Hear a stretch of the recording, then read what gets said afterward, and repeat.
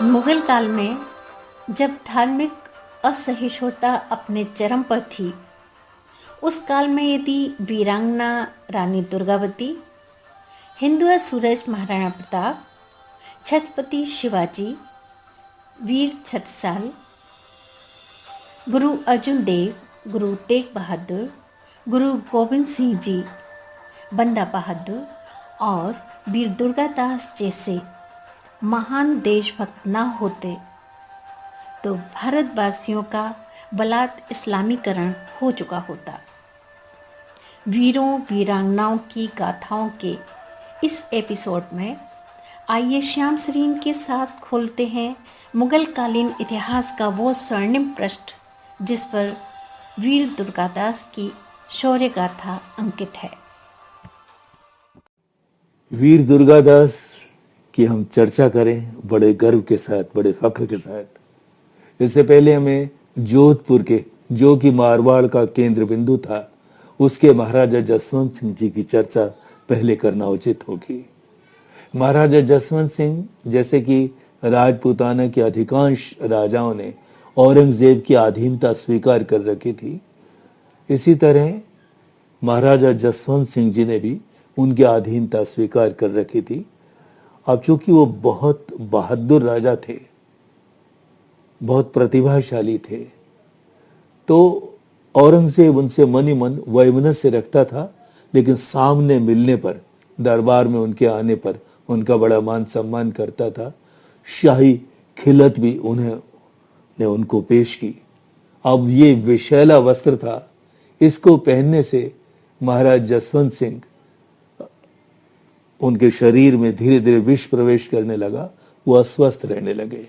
इस समय औरंगजेब ने उनको हिंदुस्तान और अफगानिस्तान की सीमा पर, जो लगभग अंतिम मुगल चौकी थी जमरूद, वहां इनको भेज रखा था ताकि वो पठानों के विद्रोह का दमन कर सकें। इस समय उनके साथ उनकी 2 रानियां थीं और दोनों रानियां गर्भवती थीं। अब यहां लगातार अस्वस्थ रहने के कारण महाराजा जसवंत सिंह जी का निधन हो गया। और तब जो सरदार लोग थे मारवाड़ के राजा के साथ जो थे, वो अब दोनों गर्भवती रानियों को लेकर के दिल्ली की ओर आ रहे थे। रास्ते में दोनों रानियों का प्रसव हुआ। एक रानी का बेटा थोड़े अरसे में दिवंगत हो गया और हाड़ी रानी ने जिस बेटे को जन्म दिया, उसका नाम अजीत सिंह रखा गया। अब इन सरदारों के काफिले में, जिसमें मुख्य रूप से उल्लेखनीय वीर दुर्गादास थे, ये सब जब दिल्ली आए तो वीर दुर्गादास ने देखा कि औरंगजेब की ये मंशा है कि इस राजकुमार को जैसे कैसे यहाँ रोक लिया जाए, इसकी परवरिश की जाए इस्लामी तौर तरीकों से, और फिर या तो इसको मार दिया जाए और फिर जोधपुर के राज्य को हड़प लिया जाए, अपने साम्राज्य में उसे मिला लिया जाए। तो जब वीर दुर्गादास ने महसूस किया कि ये योजना है एक तरह से औरंगजेब की, तो उन्होंने उनसे कहा कि अभी तो बच्चा बहुत दूध मुआ है, लगभग 1 वर्ष का तो आप समय दें कि बच्चा अपनी माता का दुग्धपान कर सके, अपनी माता के सानिध्य में रह सके। तो औरंगजेब ने रानी की और इन सरदारों की सबकी रहने की व्यवस्था की, लेकिन फिर इस ऐसी योजना बनाई वीर दुर्गादास ने कि बड़ी कुशलता से इस राजकुमार अजीत सिंह को इस शाही चंगुल से निकाल के वो ले जाएं और कहीं भूमिगत हो जाएं। और वास्तव में ऐसा उन्होंने किया और इस योजना को बड़ी सफलता के साथ उन्होंने अंजाम दिया और मारवाड़ में जाकर के वो भूमिगत हो गए और इस राजकुमार की परवरिश करते रहे। छापामार युद्ध की नीति से मुगल चौकियों पर संघर्ष करते रहे और इस बात की, उस वक्त की प्रतीक्षा करते रहे कि राजकुमार युवा हो जाए और इसको वो जोधपुर का राज्य सौंप दें और इतने बड़े दायित्व को पूरा करने के बाद वो निश्चिंत हो जाए। अब लेकिन इस कहानी में हम और आगे बढ़ें, आपको एक घटना सुनाना चाहेंगे। जब ये जो द्रोणेरा के जागीरदार थे और महाराज जसवंत सिंह जी के मंत्री थे आस्करण जी, उनके बेटे थे वीर दुर्गादास। तो दुर्गादास अभी किशोर वय के थे।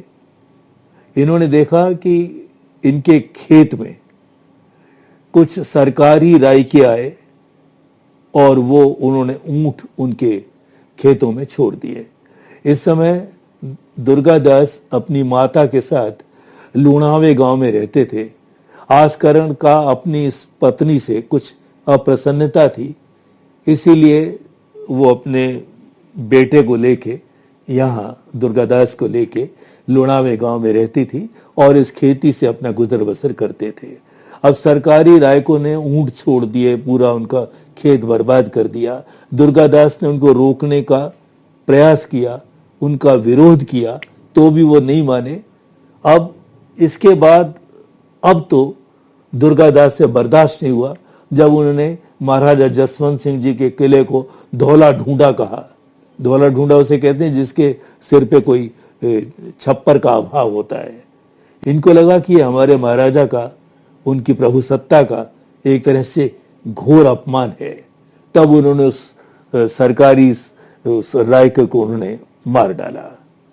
अब जब मार डाला तो ये बात महाराजा जसवंत सिंह जी तक पहुंची। उन्होंने इस बार इस किशोर को बुलवाया और उन्होंने पूछा आस्करण से, ये आपका बेटा है? उन्होंने कहा तो कपूत है, तो जो कपूत होता है उसको हम अपना बेटा नहीं मानते। जब उन्होंने ऐसा कहा, अच्छा, राजा ने पूछा कि आपने उनको मारा क्यों, सरकारी रायकों को? कहने लगा, साहब वो जो राजन हमारे खेत को बर्बाद कर रहे थे, वो तो इस तरह से अपने राजा को एक तरह से बदनाम कर रहे थे कि ऐसा राजा है जिसके राज में किसान दुखी होते हैं, परेशान होते हैं, उनके खेतों को उजाड़ दिया जाता है। और फिर जब उसने आपका अपमान किया तो वो मुझसे बर्दाश्त नहीं हुआ, सहन नहीं हुआ और मैंने उसको मार डाला। जब ये असली कारण जसवंत सिंह जी को पता लगा तो महाराज बड़े प्रसन्न हुए, उसे अपने निकट बुलाया, उसे उत्साहित किया, उसे शाबाशी दी और उन्होंने आस्करण से कहा कि देखना, ये जो युवा है एक जमाना आएगा कि ये मारवाड़ का उद्धार करेगा। और वास्तव में महाराजा की ये जो आशा थी, ये जो उनके शब्द थे, उसको अपने जीवन में अपनी वीरता से, अपनी सूझबूझ से, अपनी स्वामी भक्ति से, जोधपुर के प्रति, अपने पूरे मारवाड़ के प्रति जो अगाध दायित्व बोध था, प्रेम था, उस सब ने, मातृभूमि के प्रति जो उनका लगाव था, उस सब ने उन वाक्यों को चरितार्थ करके दिखाया, उनको सत्य प्रमाणित करके दिखाया। अच्छा, औरंगजेब ने जब मारवाड़ को पूरा खालसा कर लिया, अब वीर दुर्गादास को लगा कि अब तो हमको सिसोदिया जो हैं, जो मेवाड़ के राजपूत हैं, महाराणा प्रताप के जो वंशज हैं, उनके साथ हमको एक संघ बनाना चाहिए, सिसोदिया और राठौड़ का संघ बनाना चाहिए। ऐसा अगर हम करेंगे तो निश्चित रूप से मुगल शक्ति का हम बड़ी दृढ़ता के साथ मुकाबला कर पाएंगे। अब एक बात आपको और भी बताना चाहेंगे कि अकबर द्वितीय, ये औरंगजेब का शहजादा था।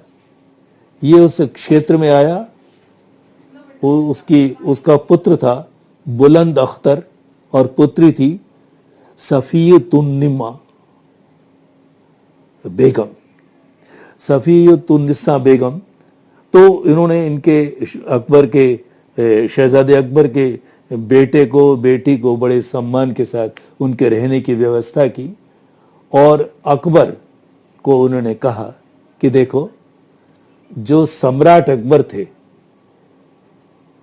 वो मन में भले ही कुछ भी रखते हों, लेकिन सबको मिला करके रखते थे और उनको मालूम था कि जब तक सबको मिला के नहीं रखेंगे तो इस राजकाज को हम अच्छे से चला नहीं पाएंगे। साम्राज्य की सुरक्षा के लिए सबका विश्वास जरूरी है। ये मान करके वो पूरे राजनीतिक संबंध राजाओं से रखते थे। और जबकि औरंगजेब जो हैं, इस अकबर द्वितीय के जो पिता हैं, वो इस नीति के विरुद्ध चलते थे और इसीलिए अधिकतर राजा लोग उनके खिलाफ थे और मुगल साम्राज्य जो है धीरे धीरे ढहता चला जा रहा था। अब अजीत सिंह युवा हो गए। लगातार इतने घोर कष्ट सह करके उन्होंने इसका पालन पोषण किया और उसको इस लायक बनाया कि वो जोधपुर की गद्दी पर बैठ सके। इसके लिए वो लगातार छापामार युद्ध करते रहे, लगातार घोड़े पर बैठते और आराम ना करते। आराम को बिल्कुल त्याग दिया उन्होंने अपनी स्वामी भक्ति की खातिर, अपने राष्ट्र के प्रति निष्ठा की खातिर। तो जोधपुर राज्य की ख्यात में लिखा है, अब लगातार ऐसा होने लगा कि वीर दुर्गादास का कदम कदम पे अजीत सिंह अपमान करने लगे।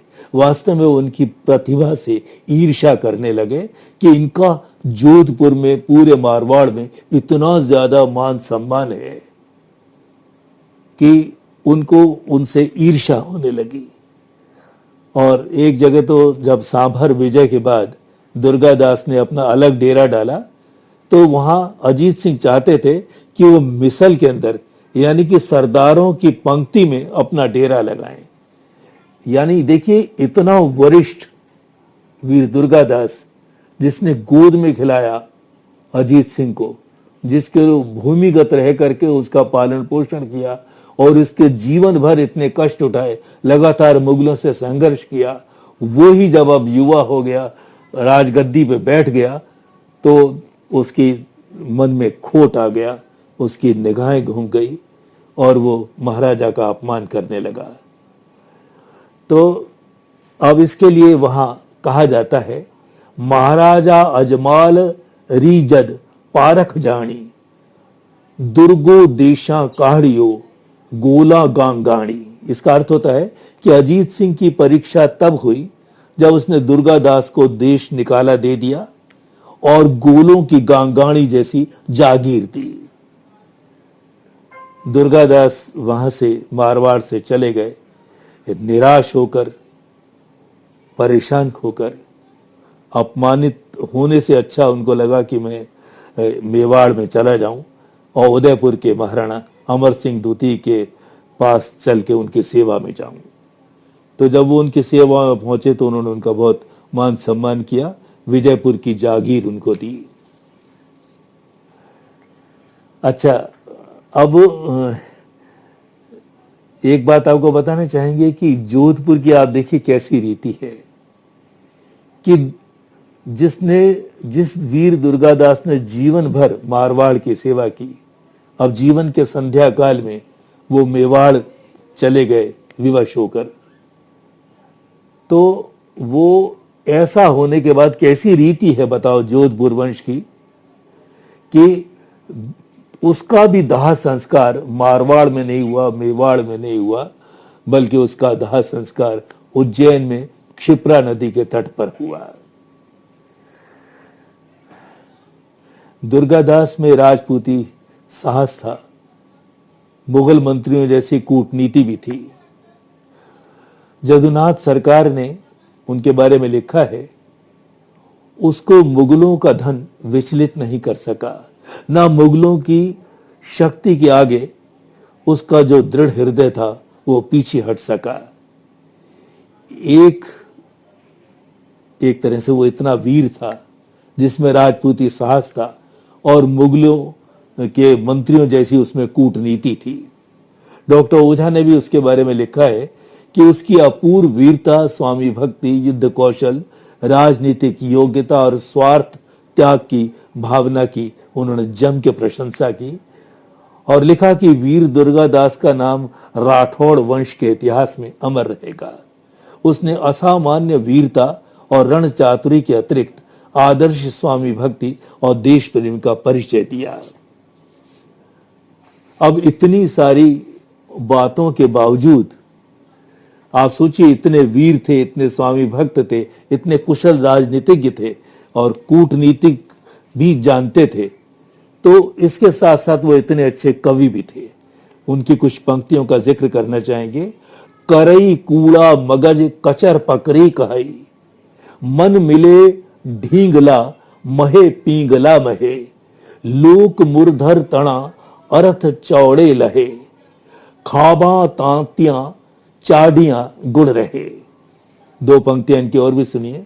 आस करण सुतन दुर्गई वचन आखिया, रूक बल एण हिंदू धर्म राखियो, भिदे पोथी बगल ब्रह्मरा भाखिया, सदा मर्दा तणा कवि सुर साखियो। तो इस तरह इतने प्रतिभाशाली वो कवि भी थे। 1998 में तत्कालीन प्रधानमंत्री श्री अटल बिहारी वाजपेयी जी ने जोधपुर की मसूरिया पहाड़ी पर वीर दुर्गादास की अश्वारूढ़ प्रतिमा का अनावरण किया था। ग्वालियर के बिरला नगर में भी वीर दुर्गादास की अश्वारूढ़ प्रतिमा है, जिसे आप इस वीडियो में भी देख रहे हैं। मुंशी प्रेमचंद जी ने भी वीर दुर्गादास की ऐतिहासिक कथा लघु उपन्यास के रूप में लिखी है। 60 के दशक में वीर दुर्गादास शीर्षक से एक हिंदी फिल्म भी आई थी, जिसमें मुख्य भूमिका में जयराज थे। तो वीर दुर्गादास जैसे वीरों पर भारत का इतिहास सदैव गर्व करेगा और सदैव प्रेरणा देता रहेगा कि लोग अपने देश को, अपनी मातृभूमि को उसके प्राणपण से सेवा करें और किसी भी संकटकालीन परिस्थितियां हो तो अपनी जान की कतई परवाह न करें। ऐसे वीर दुर्गादास को शत शत नमन है।